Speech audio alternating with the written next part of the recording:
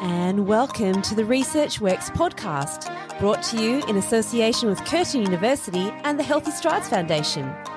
Your hosts are Dr. Dana Poole and Dr. Ashley Thornton, and together we will interview world-leading researchers in the area of child health to support your practice in being more evidence-based. Our guest speaker today is Dr. Olaf Verschuren from the Utrecht Brain Centre and Centre of Excellence for Rehabilitation Medicine in the Netherlands. But before we get to speak to Dr. Olaf, which I'm super excited about, how are you today, Dana? I am very well, thank you, Ash. How are you? Yeah, I'm well, thanks. Good. I know we normally start the podcast off with a discussion about what we've done during the week, but I thought I'd mix things up a bit and ask you a bit of a question you need to think about. Okay. To help everyone get to know you a little bit better. If you were stranded on a deserted island, what three things would you need to have with you? Okay, that is relatively easy for me. So number one would definitely be ice cream. I love ice cream to the point where we didn't have a freezer in our house for several years because that would be the only way to stop me from eating ice cream on a regular basis. So I love that. My next one would be probably potato chips because they are high in calories and you're going to need that on an island, and you're going to need that, that saltiness to balance out the sweetness of the ice cream. Yep. And finally, I would say bug spray. Now, the reason for the bug spray is I don't like bugs. We do live in Australia, but on my way home from the last recording of the podcast, there was a huntsman spider that appeared on the outside of my window. I know it's on the outside, but it doesn't matter. It's like the size of your hand. And it stayed there as I was traveling down at 80 kilometers an hour, which is definitely within speed limit if anyone's wondering. And then it made its way into the side mirror and I just screamed the entire way. So I would need bug spray to keep everything sane. Yeah. What about you? Oh, I hadn't actually thought about it for myself, but I'm going to take some liberties with my answer and say the first thing is a barista-made coffee every day.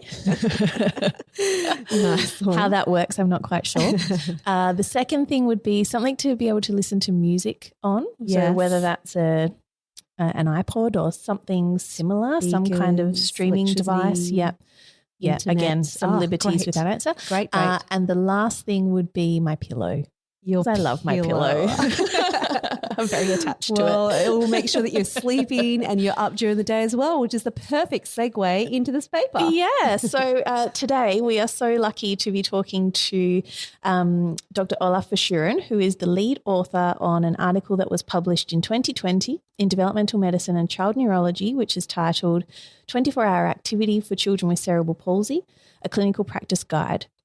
Olaf's a physiotherapist and an assistant professor at the Centre of Excellence in Rehabilitation Medicine, Brain Centre at the University of Utrecht, which is in the Netherlands. He has over 96 publications and nearly 1,800 citations, and his research focus is specifically around physical function and the physical health of children and adolescents with cerebral palsy. Much of his work relates to fitness measures for aerobic and anaerobic capacity, as well as exercise fitness programs. And you've probably used some of these measures in your clinical practice, actually. Recently, Olaf's been investigating the effect of sleep and nutrition in addition to physical activity on the health and well-being of children with cerebral palsy.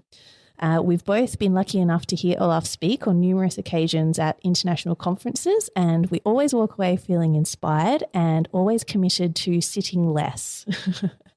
So welcome to the podcast, Olaf. Thanks for joining us today. Yeah, thank you for having me. It's a great pleasure. And thank you for the introduction. I didn't know I had 1,800 citations. There you go. That's a surprise. You're pretty good. You're pretty good. Yeah, and I love the message that you take away from the presentations to sit less. I hope my next presentations during the following years, hopefully, will not make you fall asleep during the presentation. that would be bad. Sleeping great. Yeah, thank you. Oh, well, thank you for being here. Well, to all of our listeners, let me give you a bit of a rundown about what this paper entails. So this paper is a clinical practice guide that aims to help practitioners in detecting 24-hour activity problems and adopting healthy lifestyle behaviours for children with cerebral palsy to provide long-term health benefits. So you may have heard about the 24-hour movement guidelines of physical activity, sedentary behaviours, which include sleep, and increasingly we're encouraged to look at this whole day matters philosophy, as well as a proactive approach to ensuring adequate and uninterrupted sleep. So this paper includes a checklist to detect problems that may exist in children with cerebral palsy, as well as infographics to support counselling and education. So these tools, I know, will go a long way in assisting clinicians with adopting this whole matters approach. So, Olaf, for those who maybe aren't as familiar with this area, could you tell us a little bit about why physical activity and sedentary behaviour and having an understanding of those things are so important for children with cerebral palsy? Yeah, of course I can. Well, physical activity is important for a lot of things. It's important for being able to participate with friends, with your family, to move around the house, the neighborhood. And I think most physical therapists know that aspect, that being physically active helps you be able to participate, but it also helps to be physically healthy. So it helps in the long term for your health and well-being and overall development. And I think almost 3 decades, there's a lot of attention to being physically active, muscle strengthening programs, physical activity programs, sports participation.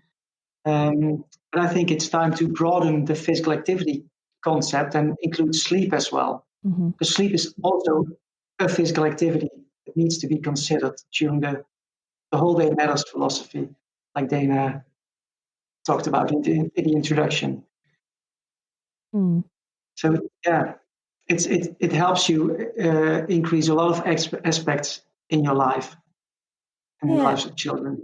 And I think that is the approach that we probably haven't thought about in as much detail as you've described. So you have physical activity being one part. We're always encouraging people to exercise. But if we don't have adequate sleep as well, then your physical activity is probably going to be greatly compromised. Yeah, you're absolutely right. And I think that's something that we need to consider. No one gets stronger or fitter during the training. It's always the period after the training when recovery takes place. And we need to optimize that time during the day or even during the week. So then sleep kicks in, but also nutrition. So that's another area I'm interested in.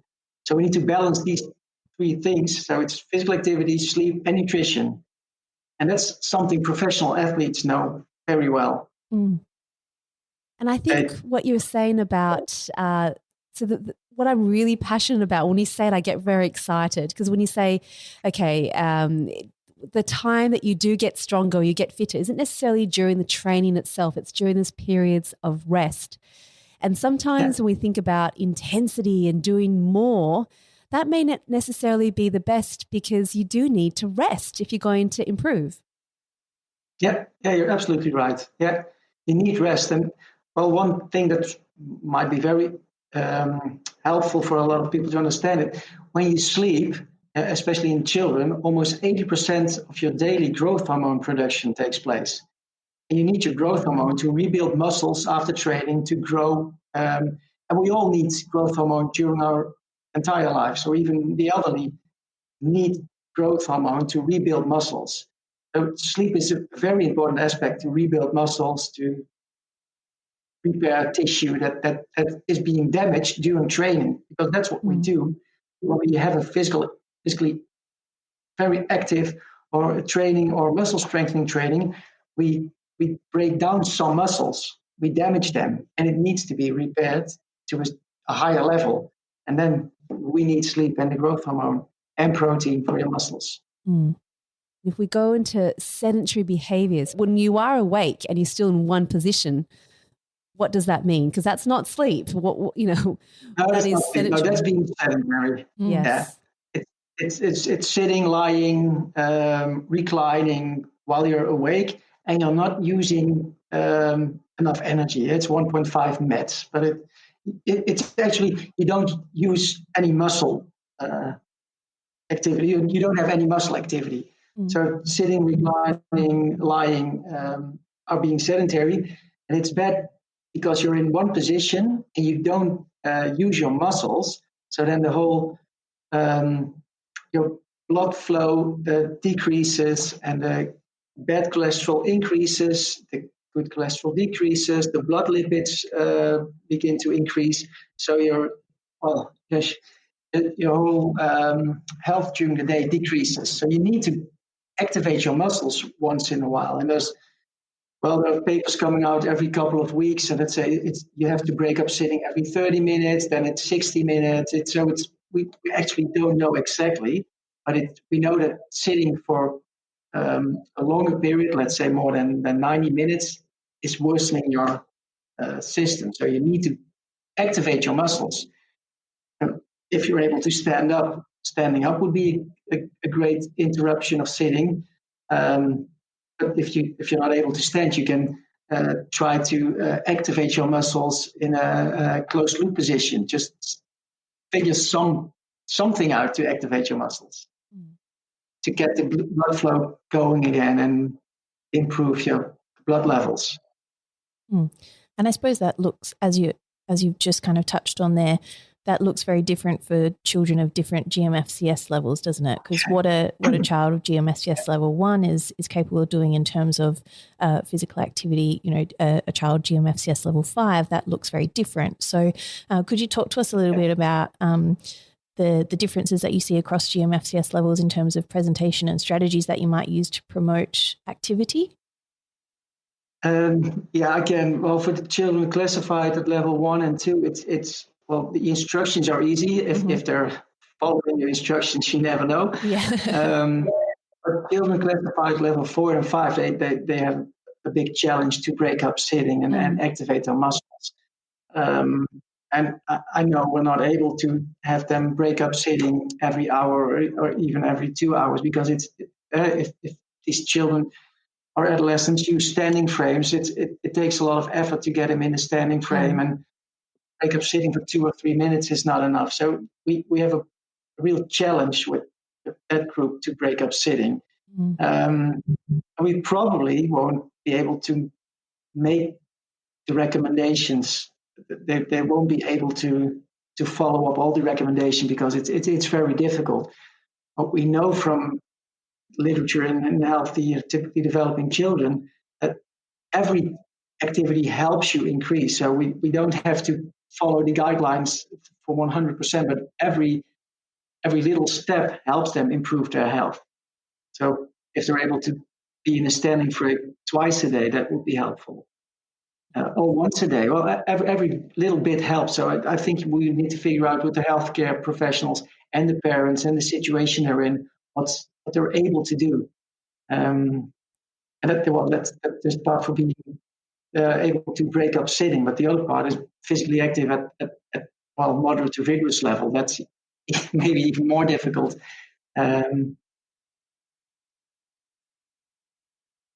So on that as well, then I love the checklist that you have developed, which I know is designed to really be used as part of a conversation.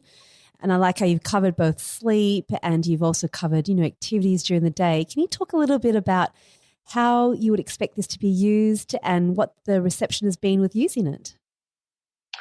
Yeah, well, some background. We started this. We started with a lot of pilot studies in 3 centers in the Netherlands, and talked with the physiatrist, and they were a bit skeptic. Oh, so it's another topic we have to talk about with parents. And sleep, we don't know much about sleep, and how can we incorporate this in our visits with the children? And they were a bit skeptic. But after a couple of weeks, they were pretty enthusiastic. And now they won't get rid of the checklist, because there are 2 sides on the checklist. It helps because the parents got the checklist before the visit at the hospital or the rehabilitation center. So parents thought about sleep and physical activity and sedentary behavior at home. And most parents didn't realize that sleep was a topic they could talk about. And they really appreciated it. And the physiatrist and the other healthcare professional were really surprised how many children and parents experience problems with sleep. And the physical activity and sedentary behavior aspect, well, at least in the Netherlands, it was pretty common, and a lot of parents know what they could do and also what they couldn't do. So most questions from the checklist were related to sleep. And that helped increase the awareness, because that was one of the main goals. Yes. I think and thought in the Netherlands, and still think we need to have more focus on sleep because we all do it 1/3 of our lives. And if it wasn't important, evolution would have taken care of it and we wouldn't sleep anymore. So it's really important. And it's not a big part in medical education, not in physical therapy education, occupational therapy. There's hardly any profession that pays attention to sleep. It kind of is related to or even part of physical activity. So I think as physical therapists, we can use this area and get some expertise within the next few decades, probably.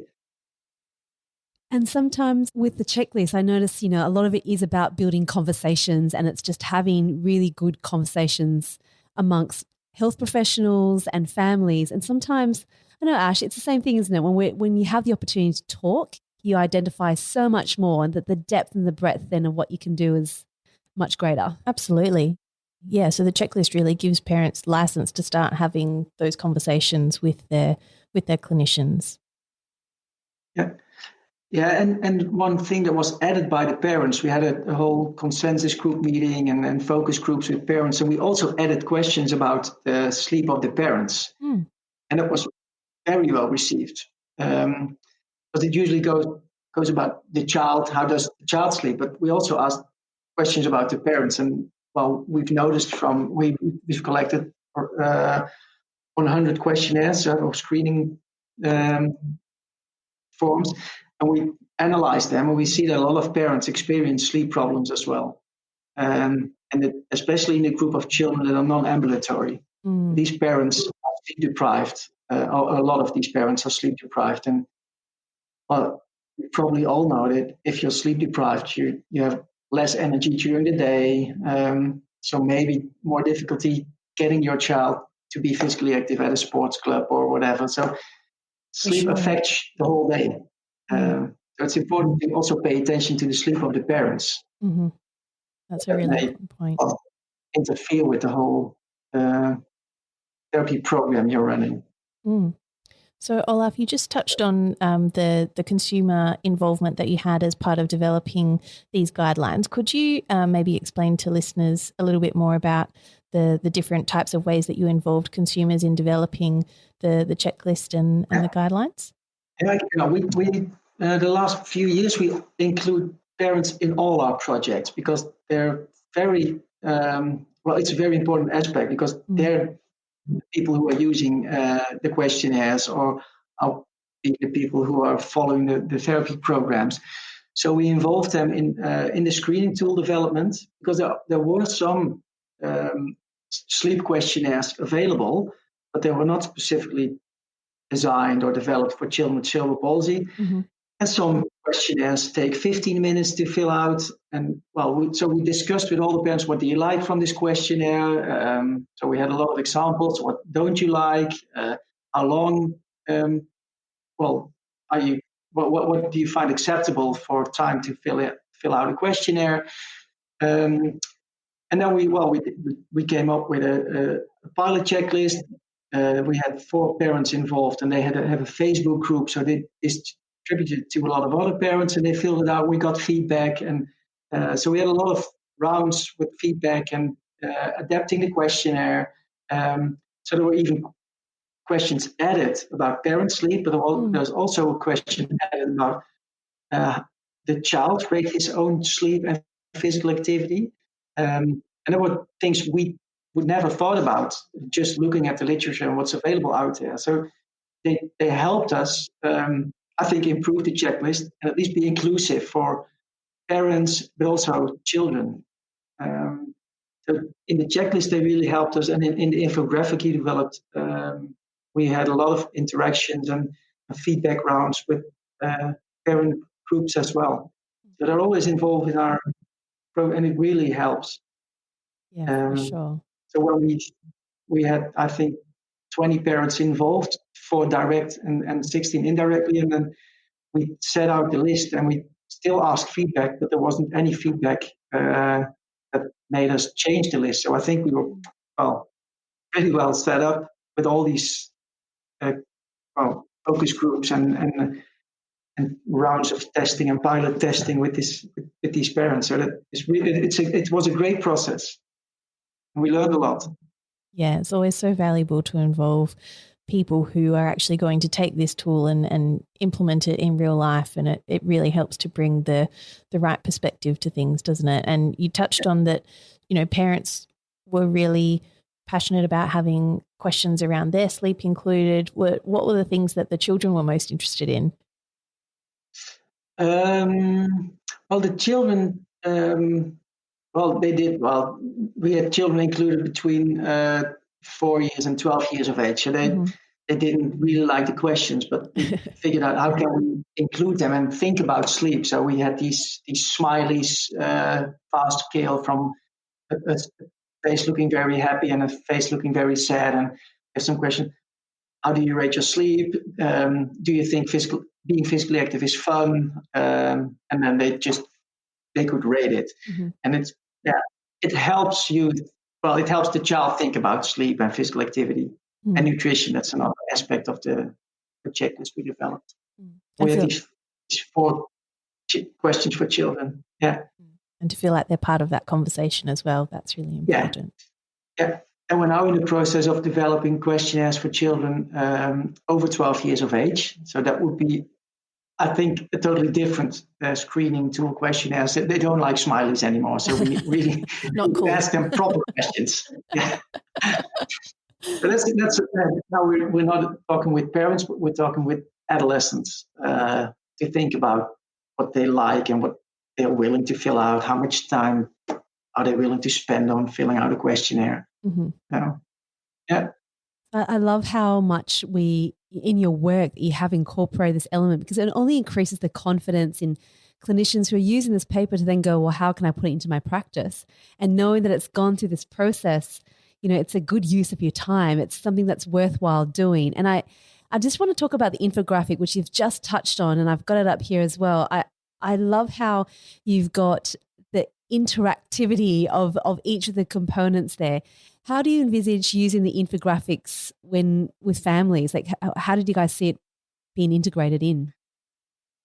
Well, I think it's a bit the same as the screening tool. It's also it's another tool. It's been in a lot of waiting rooms, and parents are getting an infographic at home. It's just talk about the topic, think about it, and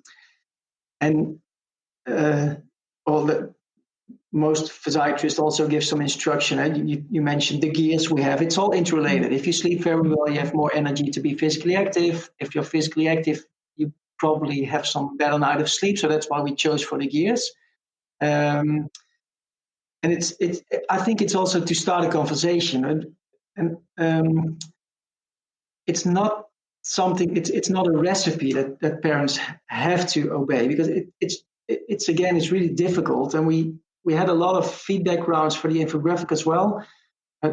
Even when it got published, we still got some feedback that especially parents of children classified at level 4 and 5 said, well, we know these guidelines, but we're not able to do this.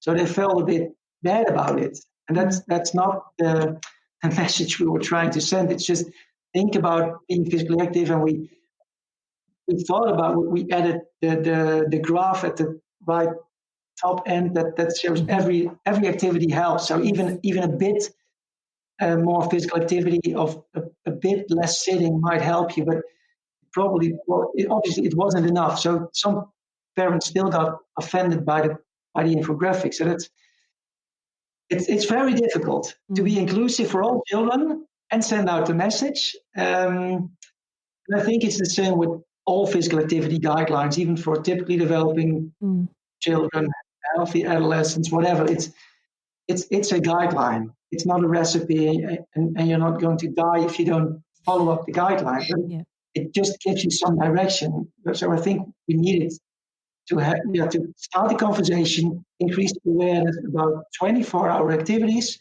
There's only 3 things you can do during the day. It's sleeping, being sedentary, or being physically active at different levels. Yes.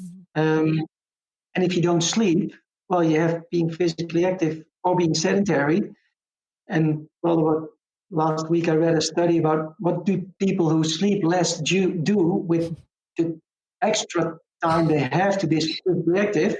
Well, they're being more sedentary. Yeah. So they sleep less and are being more sedentary. So that's 2 times a bad physical activity. Yeah.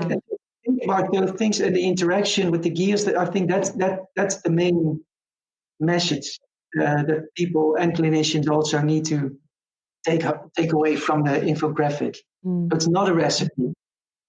Yeah. And I think it's the simplicity, really, the message is the simplicity of it. And it does call on us as clinicians, health practitioners to take this information and go, okay, well, what can I do to support more physical activity during the day, or who do I need to call in to support with sleep? It's just, it's starting all of that. And I like how you said before, it's just making small change that can have a big impact. And for children of GMSS level 4 and 5, it might not be this big long walk or engage in a transfer. It could just be that they're not sitting and not as engaged in an activity as others, because even just the slightest of movements where they do need to weight bear or shift in position, that does require muscle activity. And doesn't look like a lot for us, but it might be a lot for the child and the amount of activity that they have.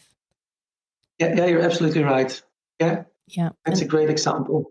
Every little bit helps, and that bit looks very different for different people. So just being for clinicians to be consistent in that message and to, frame it in a way that's positive for, each individual family that they see. Yeah, it's not a one size fits all, is it? No, that's right. Yeah, and unfortunately, the group of children classified GMFCS level 4 and 5 are still very understudied. So I don't know, Dana is going to do some very important work in this area. So I'm really looking forward to those results. And I'm sure it will help a lot of parents and children with more severe disabilities to increase this physical activity during the day. And we're going to learn a lot from your study. For sure. But it's really important. And I'm really glad that group of children and their parents are being, heard, and there are some studies on the way. That kind of leads us into my next question, Olaf, is what your recommendations would be for future research. Obviously, it's important to start to work with GMFCS level 4 and 5 in more depth and more detail, but are there any other areas that you identified as part of developing this checklist and these guidelines that you would recommend? Yeah, it might not be a surprise, but I'm really interested in sleep at the moment and the relations with physical activity, but also with behavior during the day. Because I now believe that sleep is so important. We need to optimize sleep in every way we can. And that sleep can be improved. Probably, we don't know for sure in children with cerebral palsy, but there is a lot of evidence that you can improve sleep by being physically active during the day, sit less, move more, not 1 hour before you go to bed, preferably physical activity in the morning helps you sleep better. But also behavior, social, cognitive behavior influences your sleep. So there are areas we're looking at the moment. And it's really important just to follow the sleep hygiene rules that are helpful for all people, are also helpful for children with cerebral palsy. So a dark room, optimal temperature, get some sunlight in the morning. Well, I know you have some sunlight. We don't. It's now still dark outside. So, but those general advices we need to. Well, I think we can start today by using them and helping the parents to know about these guidelines. And we need some additional knowledge about what kind of physical activity do they need to do. How can we help them with their behavior problems? We still need to look into sleep physiology. We have some pretty easy questionnaires about sleep, but there are some objective measures. You can use an actigraph worn around the wrist. We have some sleep mattresses that are placed under the mattress with some elastographic sensors They measure your heart rate and your breathing frequency, and based on those variables, an algorithm determines if you're in light sleep, deep sleep, or even REM sleep. So we also need to learn about sleep quality. Mm-hmm. So we're looking into those aspects to optimize sleep for these children. That should keep you busy for a little while. I hope so. and everyone else. And the children don't just have to sleep. So I think we have a lot of volunteers for this study. I'm sure you would. They're not sweating. They're just going to sleep, and we're measuring their sleep. So it's easy. Well, that's perfect. Well, thank you. We're about to head into our next segment, which is called Tell It to Ed. Oh. Now, the Tell It to Ed is the 60-second pitch to the everyday man. Now, Ed, as most of us do know by now, is our producer, and his background in child health is actually improving because of all the times he does get to sit in and listen on these conversations. So, Olaf, in 60 seconds or so, can you describe to Ed, our producer, who's got no background in child health really, a little bit about your paper and the main messages? Yeah. Does Ed like NBA basketball? I do. Okay. So that's a great start. So you know LeBron James probably? I do. Not personally, but I do. Yeah, you probably didn't know. He sleeps 10 hours a day. And wow. For us healthy, typically developing adults, we need to sleep 7 to 9 hours. That's okay for us. LeBron James is someone who he's relatively old. I mean, he plays in the NBA league. He's one of the best players in the world. And he asks a lot of his body every day. He does a lot of training, and he realizes how important sleep is. How he's physically training during the day, recognizes the importance of sleep, and even he has a sleep coach, and he spends $200,000 a year on improving his sleep. It's nothing for him. And even when he sleeps 10 hours and he's tired during the day, he takes a nap for 90 minutes during the day, just to rest from his physical activity and be able to perform at the level he's performing during the whole season. Wow. And we often say if for children that are involved in rehabilitation, physical programs, we say they live the lives of a professional athlete. Well, actually they don't, because we have a lot of training for them, but we don't improve their sleep. So that's when, I read a lot of these papers and stories from professional athletes, and I said, if we say having cerebral palsy is being like living the life of a professional athlete, we need to improve their sleep. And then if you look at physical activities during the day, sleep needs to be included. So that's when I thought this needs to be included in physical healthcare. And what easier way to do it is just ask parents, develop a checklist, include the whole 24 hours, have the parents fill out the checklist at home, take it to the doctor's visit, talk about it, and see how we can improve one of or all of these aspects and improve the lives of children. And if we improve the lives of children and the sleep of children, we also help the parents. So I think we all need to wake up for the importance of sleep and include it in our daily visits and daily encounters with all the children. Stop the time. Fantastic. That's amazing. I don't think I've ever thought of the entire day being important, whether it was sleep or exercise. I guess I have one question though. I've thought about how exercise is done by most people. We might exercise in the morning or in the evening. When we're thinking about exercise and rest and recovery through the entire day, is it better for somebody to exercise all at once in the morning or in the evening, or to split their exercise up during the day so there's less long periods of sedentary behavior? Is that a better way of doing life? Oh, that's a great question. I know you had some thought about it. It depends. It depends on the kind of training or physical activity you're doing. If you're the morning, if you perform a training session in the morning and you have a maximal workout with maximal heart rate and it lasts for 45 minutes, you need some time to recover. So then probably training in the evening isn't the best option. But if you have some light to moderate physical activity in the morning for 20, 25 minutes or 30 minutes, you can do another activity in the evening as well.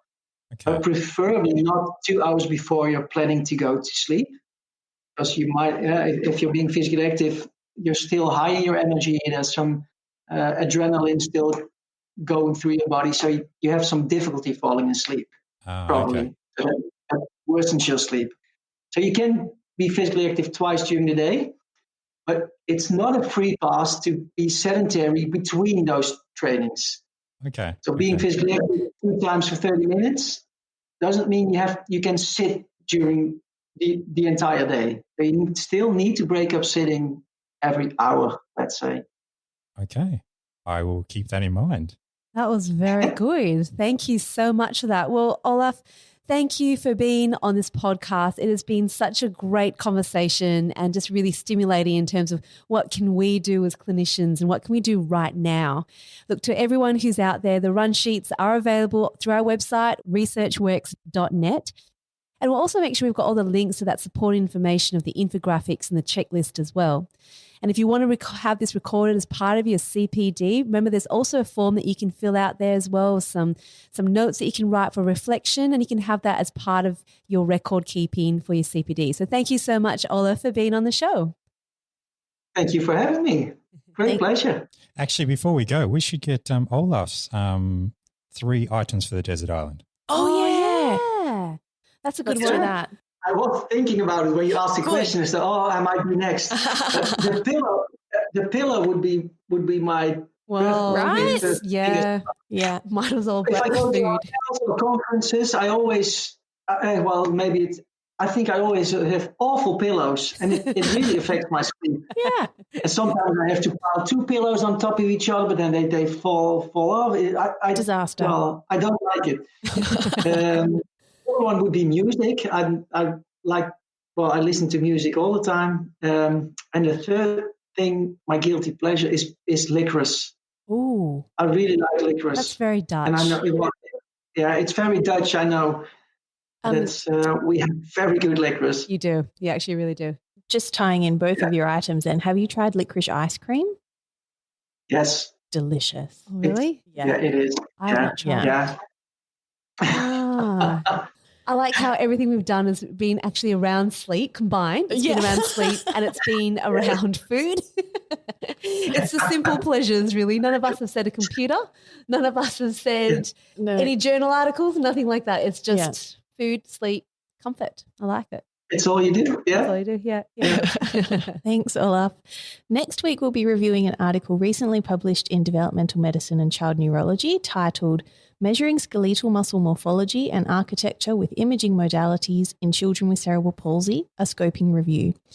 And this paper's lead author is Dr. Jeanine Williams, who is currently a research fellow with the Australasian Cerebral Palsy Clinical Trials Network, and she's based in Auckland, New Zealand. Jeanine's work is around understanding muscle physiology, and that stems from her work that started back in 2013 as part of her PhD. She's presented this work all over the world, and the article we'll be discussing forms a significant step in measuring muscle morphology, which ultimately impacts the treatments that we deliver to optimize muscle health across the lifespan. We're really excited to talk to Jeanine. It's going to be a great one. Well, thank you. We'll talk to you next time. Bye. Bye.